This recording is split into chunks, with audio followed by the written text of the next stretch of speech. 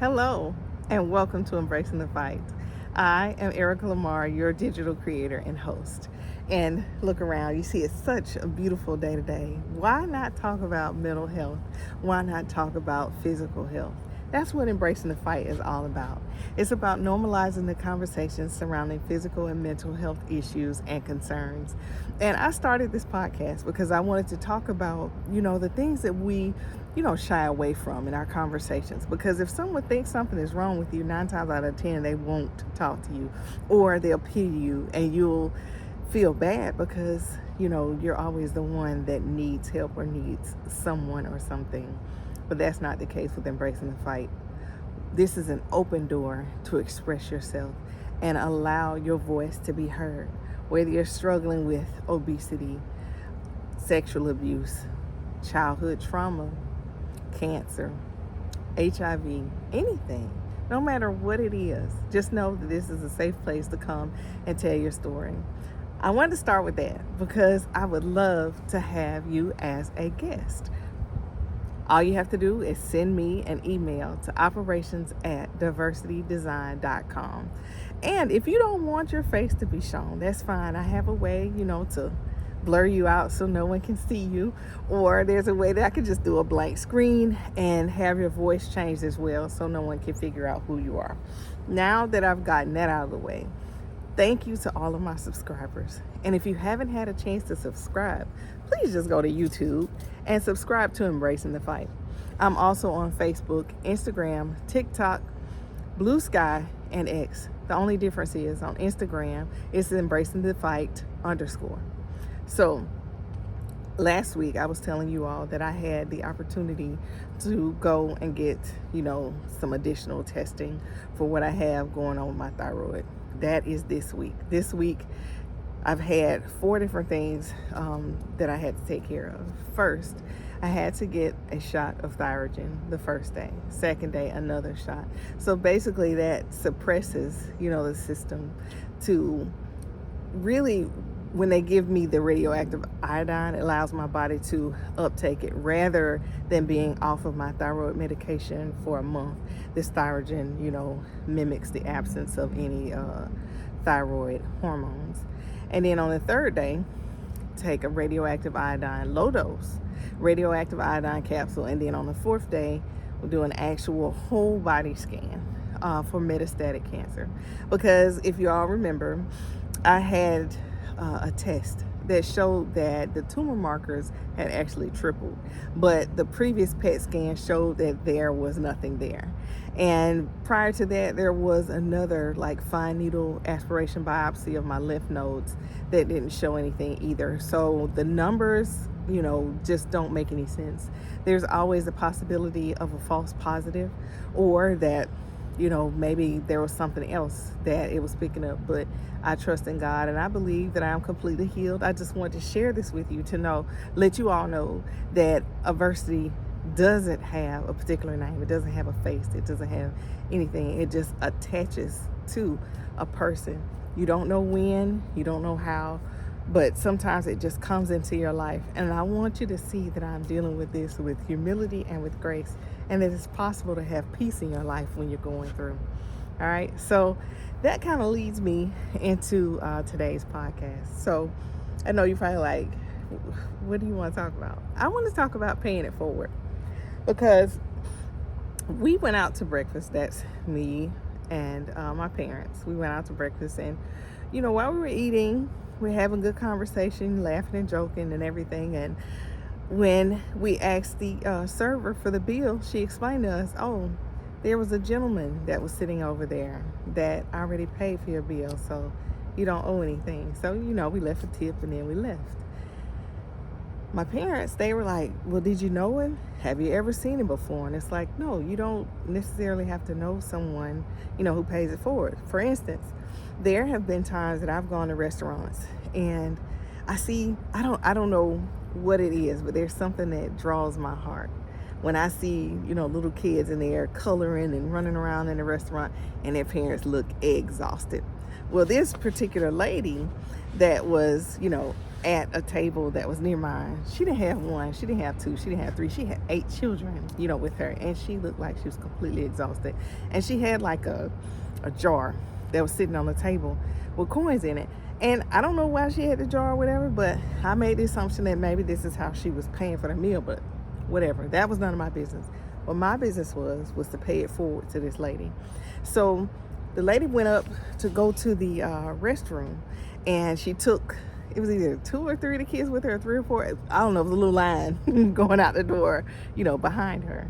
And when she took the kids away, I explained to the server that I wanted to pay for their meal and I wanted to put a tip.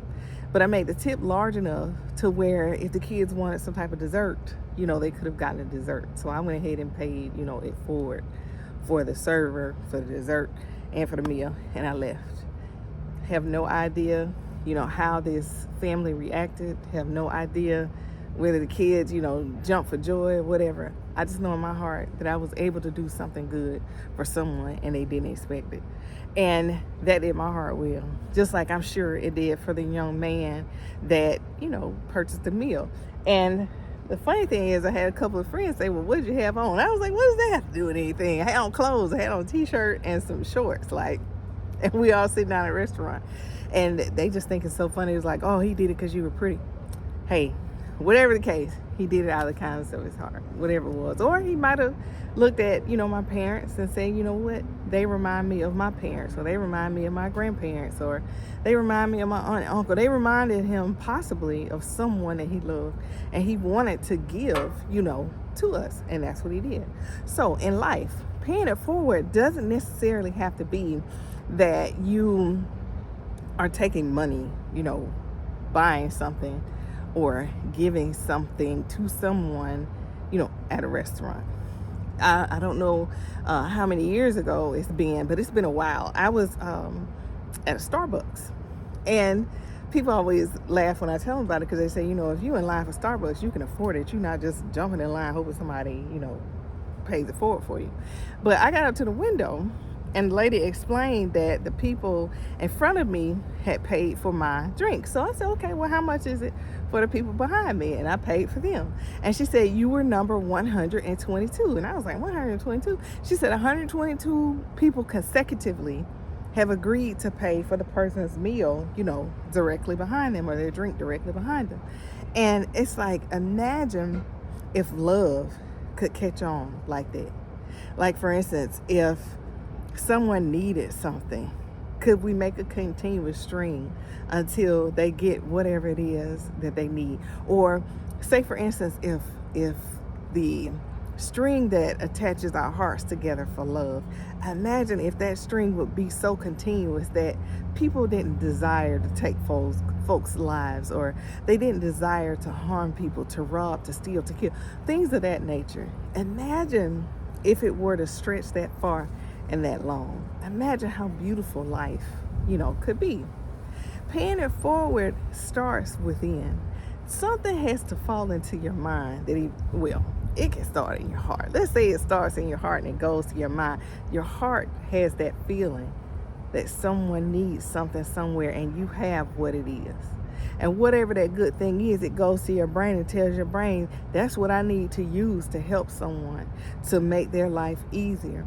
And if you notice, every time that you pay it forward, that you help someone, that you do something good happens in your life. It may not be directly in your life, but in someone's life that's around you. For instance, somebody will come up to you and your family and say, you know what, I won the lottery today.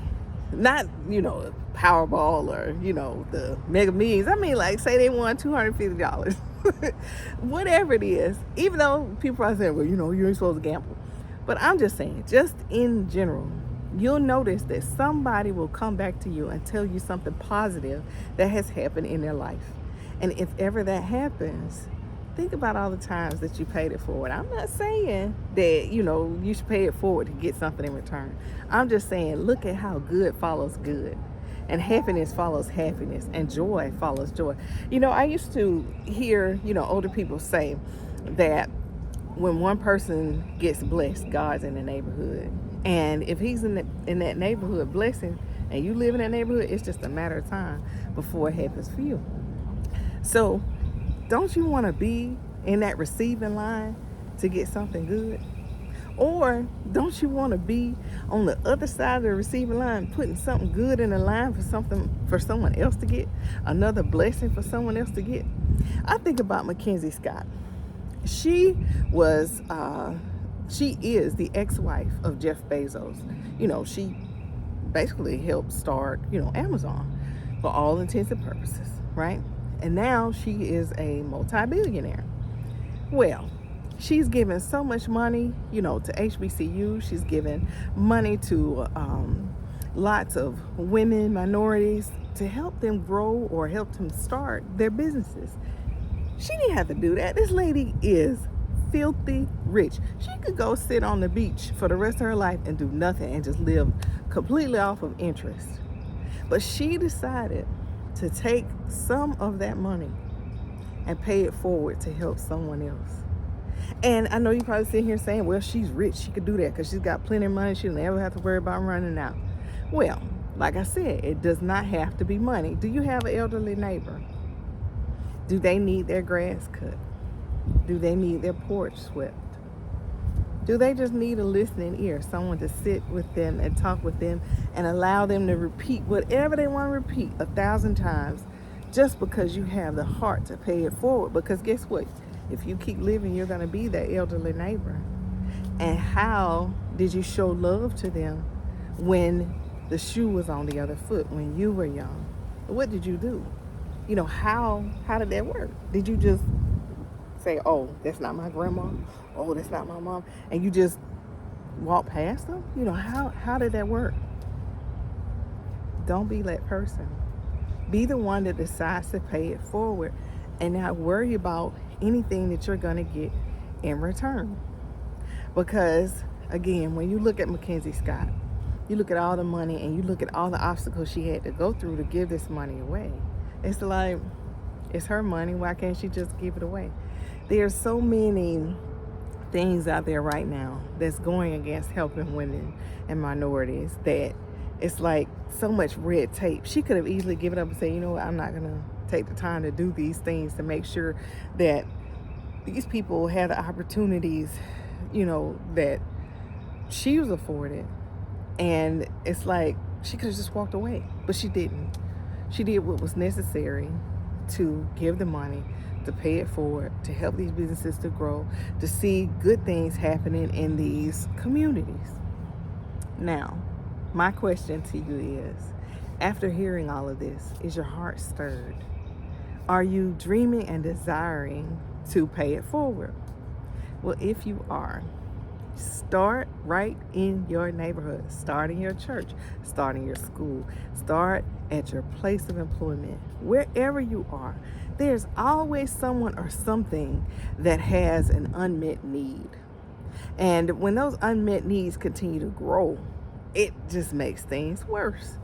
I mean, imagine if you are, say, a single parent and you have kids, and when your kids need things, they need them. It's not a matter of, oh, I need to wait, or, oh, I need to do X, Y, Z. It's, no, these kids need this and I have to do whatever I have to do to get it.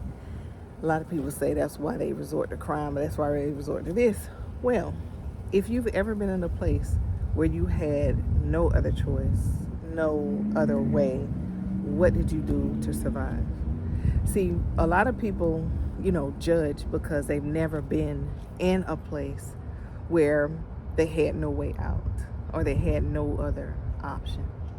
So if you're starting to see people in those situations, don't judge them.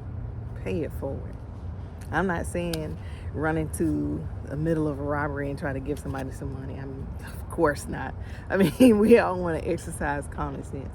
But what I'm saying is, if you go to a community center, if you go to a neighborhood, find out, what the needs are. You can give coat drives. You can give clothing drives. You can do lots of things, and you don't necessarily have to use your own money. You can go into your community and work with the people in your community. Community leaders sometimes just need volunteers. They just need hands. The question is, what are you willing to do to pay it forward? So life is full of uncertainty.